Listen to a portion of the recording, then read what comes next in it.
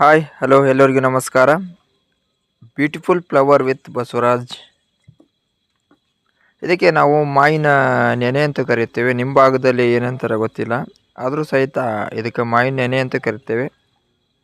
ಈ ಥರ ಮಾವಿನ ಹೂವು ನೆನೆ ಬಿಟ್ಟು ಅನಂತರ ಕಾಯಿಯಾಗಿ ಹಣ್ಣಾಗುತ್ತೆ. ನೋಡಿ ಎಷ್ಟು ಚಂದವಾಗಿ ಬಿಟ್ಟಿದೆ, ಸುಂದರವಾಗಿ. ಇದರಲ್ಲಿ ಅಷ್ಟು ಕಾಯಿ ಬಿಡಲ್ಲ, ಅಷ್ಟು ಹೂ ಅಷ್ಟು ಇದ್ರೂ ಸಹಿತ ಕೆಲವು ಕೊನೆಗೆ 1 ಅಥವಾ 4 ಅಥವಾ 5 ಅಥವಾ ಬಿಡುತ್ತೆ. ಅದು ಸಹಿತ ಮಾವಿನ ಗಿಡವು ಸಹಿತ ತನ್ನ ಸಮತೋಲವನ್ನು ಕಾಯ್ದಿರಿಸುತ್ತೆ. ನೋಡಿ ಎಷ್ಟು ಸೂಪರ್ ಆಗಿಬಿಟ್ಟಿದೆ,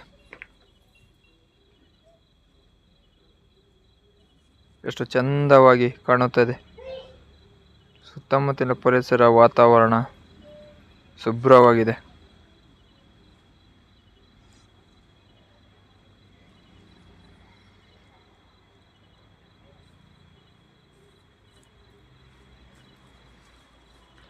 ಇದು ನನ್ನ ಮೊದಲನೇ video.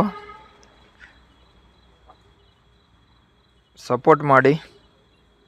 Thank you for watching.